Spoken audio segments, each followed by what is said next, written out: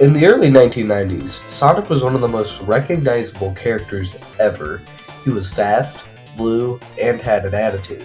His first game on the Sega Genesis was such a big hit that it spawned 3 follow-ups and a lot of spin-offs. Sonic's last big Genesis game was Sonic and Knuckles in 1994. That same year is when Sega's new console, the Sega Saturn, released.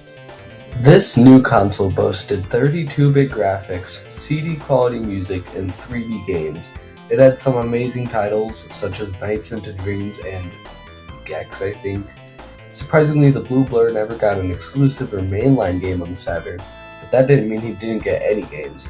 Sonic had 3 games on the Sega Saturn, and we are going to take a look at every single one today.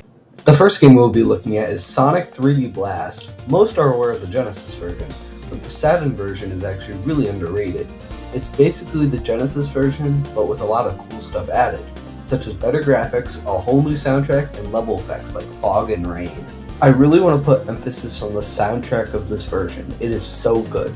Green Grove Act 2 is amazing. Take a listen.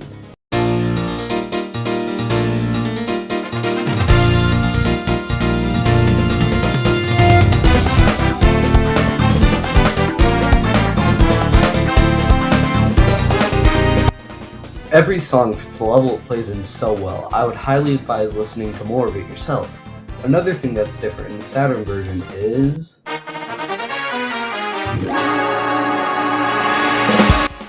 That's right, brand new special stages. These are essentially the Sonic 2 half-pipe special stages, but souped up a bit. Just like the Genesis version, you can enter these special stages by giving Tails or Knuckles 50 rings. Depending on who you give the rings to, it changes who flies you into the stage. These are really fun and cool, probably my favorite special stages in a Sonic game. In the States and pretty much everywhere else, we mostly got 3D rendered images of the Sonic cast on ads and stuff, but in Japan, they got these amazing drawings of the characters. These illustrations are really cool. They look like a borderline between classic and modern Sonic, and I dig it. I have also played every single version of Sonic 3D Blast. I got the Genesis version for Christmas a couple years ago, I got the PC version from some guy on Game Jolt, and I got the Saturn version off of eBay. Okay, moving on to the next game. Ready, set, go! Sonic R. Now unlike Sonic 3D Blast, this is one of the 2 Sonic games that are Saturn exclusives. Before this, Sonic racing games look like absolute hedgehog doo-doo. Let's be serious, who wants to play Sonic Drift? Now, Sonic R was the first ever Saturn game I got, alongside Daytona USA. It's a good game in my opinion, and I feel like part of that is how jank the game can be. A lot of people don't like this game, and say that it aged very poorly. But honestly, to have some fun in Sonic R, just have a friend come over and play multiplayer, that's always a blast. Also, the soundtrack to this game is absolutely amazing. The singer did a stunning job for a literal Sonic racing game. Can You Feel the Sunshine and Supersonic Racing are some of the best Sonic songs out there. You start the game off with 4 characters, Sonic, Tails, Knuckles, and Amy.